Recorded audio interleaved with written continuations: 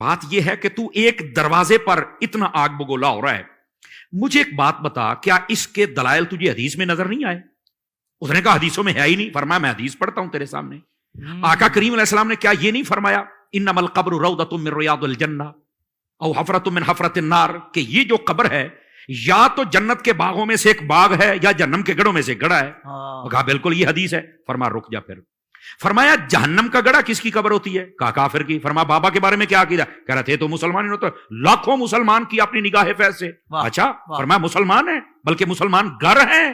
کہا بالکل۔ ولی کامل ہے؟ کہا بالکل۔ فرمایا مسلمان کی قبر کیا ہوتی ہے؟ تو وہ کہنے لگا وہ جنت کا باغ ہوتی ہے۔ تو فرمایا بھئی اگر جنت کا باغ ہے تو سنیوں کو ابھی اس مسئلے کی صحیح طرح سمجھ نہیں آئی ہے، ورنہ چاروں طرف سے دروازے وہ بہتی لگا لیتے، یہ تو قدموں کی جانب سے لگا ہوا ہے۔ کیا کہنے، باغ اگر ہے تو اس کو جدھر سے بھی دروازہ لگاؤ گے تو وہ باغ کا ہی دروازہ ہوگا نا۔ اگر مومن کی قبر یہ جنت ہوتی ہے تو جدھر سے بھی دروازہ لگاؤ گے تو جنتی دروازہ ہی بنانا۔ بہت اچھے۔ آپ نے جب یہ سمجھایا تو وہ حیران و ششدر رہ گیا۔ وہ بعض لوگ اپنے آپ کو کہتے ہیں میں اہل قرآن ہوں، میں اہل حدیث ہوں، بڑا کچھ کہہ دیتے ہیں۔ اور اصل بات یہ ہے، میں اب علامہ اکرام صاحب کی توجہ چاہوں گا، جس طرح آلو بخارے کا آلو سے تعلق نہیں نہ ہوتا، اسی طرح کئی لوگوں کا حدیث سے تعلق ہی نہیں ہوتا، اپنے آپ کو کہہ ضرور لیتے ہیں۔ کیا کہنے، یار یہ کون سی بات ہے یار؟ سمجھ آ رہی ہے میری بات کی؟ تو یہ جیسے لوگ لکھ لیتے ہیں یونانی دعا خانہ، بھائی یونانی دعا خانہ اس کا یونان سے تعلق ہی نہیں ہے، پرلے درجے کا جاہل بیٹھا ہوا نام کو کیش کر رہا۔ اسی طرح کئی لوگوں کا قرآن اور حدیث سے تعلق ہی نہیں ہوتا، ٹائٹل وہ لگا لیتے ہیں۔ یہ آپ کو کس نے اجازت دے دی؟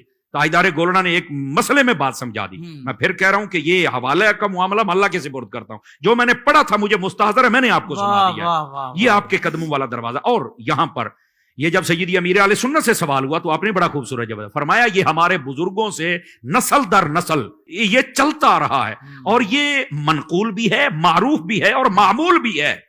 سمجھ آ رہی ہے؟ تو جب اتنی بات منقول و معروف و مشہور و معمول بیاہ ہو تو پھر ہم اس کا کیسے، ویسے بھی قبر جنت کا باغ ہے تو اس دروازے کو جنتی دروازہ کہنے سے مسئلہ کیا ہو رہا ہوتا ہے؟ ویسے بھی ضمنی معاملات ہوتے ہیں نا، یہ ضمنی معاملات ہے یہ۔ الحمدللہ والصلاۃ والسلام علی رسول اللہ۔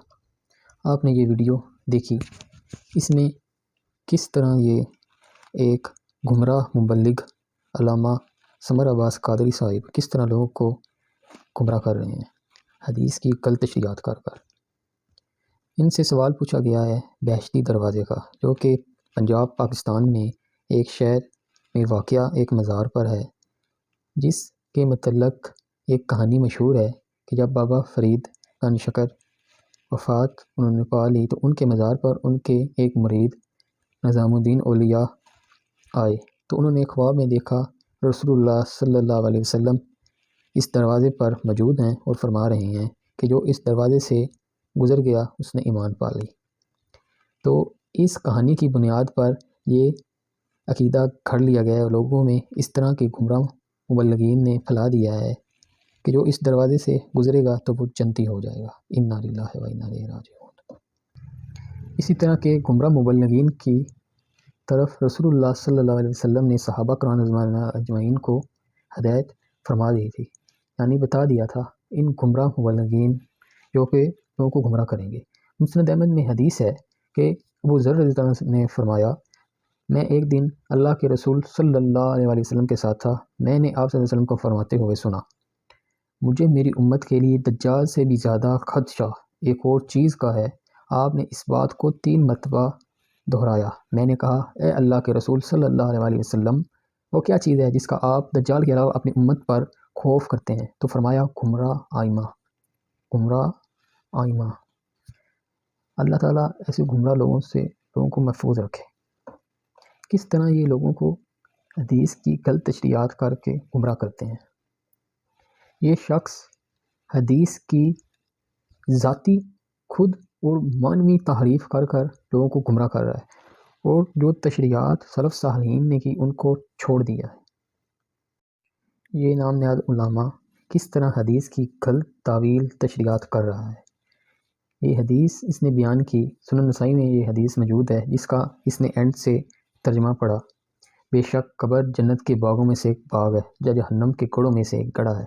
تو اس سے سوال ہے، اس حدیث کو بنیاد بنا کر کس صحابی نے یا تابعین نے یا تبع تابعین نے یا ائمہ دین نے قبروں کو، نیک لوگوں کی قبروں پر جنت کے دروازے بنا لیے اور کہا کہ اس میں سے گزرو اور جی تمہیں جنت مل جائے گی، تو اس سے سوال ہے، تو سوال پوچھنا چاہیے، سوال پوچھنے کی لوگوں کو عادت بنانی چاہیے تاکہ ان لوگوں کو ڈر ہو اگر ہم کوئی اس طرح کی غلط تعویل حدیث کریں گے تو ہم سے پوچھنے والا کوئی ہوگا، کیونکہ لوگ سوال نہیں کرتے، صرف سبحان اللہ کرتے رہتے ہیں، تو اس طرح ان لوگوں کو موقع ملتا ہے تاکہ ہر چیز، ہر گمراہ عقیدہ لوگوں میں پھیلا دیا جائے۔ میں خواب پر کچھ کہنا چاہوں گا کہ بعض لوگ دعویٰ کرتے ہیں کہ رسول اللہ صلی اللہ علیہ وسلم ہمارے خواب میں آئے تو ہمیں کچھ کہا، تو ان خوابوں کو بنیاد بنا کر لوگوں نے بہت سے عقیدے گھڑ لیے ہیں، تو ہم دیکھتے ہیں اس میں کیا حقیقت ہے۔ ہاں یہ سچ ہے کہ صحیح بخاری اور مسلم میں حدیث ہے کہ رسول اللہ صلی اللہ علیہ وسلم نے فرمایا، اس نے خواب نے مجھے دیکھا، اس نے مجھے ہی دیکھا، کیونکہ شیطان میری شکل نہیں بنا سکتا۔ خواب کے متعلق میں کچھ بیان کرنا چاہتا ہوں کہ یہ حقیقت ہے کہ رسول اللہ صلی اللہ علیہ وسلم کو خواب میں دیکھا جا سکتا ہے، لیکن بشرط کہ انہی کو دیکھا ہو، کیونکہ صحیح بخاری میں واضح طور پر حدیث ہے کہ جس نے مجھے حالت نیند میں دیکھا وہ جاگنے کی حالت میں بھی دیکھے گا، اور شیطان میری صورت نہیں بنا سکتا۔ امام بخاری کہتے ہیں کہ ابن سیرین کہتے ہیں اگر آپ کی صورت پر دیکھیں، تو یہ واضح طور پہ دیکھیں، یہ تابعی ہیں ابن سیرین، کہ آپ کی صورت پر دیکھیں۔ اب صحابہ کے بعد اب کوئی بھی کوئی دعویٰ کرے گا کہ میں نے رسول اللہ صلی اللہ علیہ وسلم کو خواب میں دیکھا ہے، تو اس کو چیک کیا جائے گا قرآن و حدیث پر، فہم سلف پر، کہ واقعی یہ سچ ہے، یہ خواب کیا ہے۔ تو اس خواب کی بنیاد پر عقائد بنا دینا اور نئے نئے طریقے بنا لینا، اس کی دین میں کوئی گنجائش نہیں ہے، کیونکہ دین مکمل ہو چکا ہے۔ اللہ رب العزت سورہ المائدہ آیت نمبر 3 میں فرماتے ہیں، الیوم اکملت لکم دینکم واتممت علیکم نعمتی ورضیت لکم الاسلام دینا۔ آج میں نے تمہارے دین کو تمہارے لیے مکمل کر دیا اور اپنی نعمت تم پر تمام کر دی، اور تمہارے لیے اسلام کو تمہارے دین کی حیثیت سے قبول کر لیا۔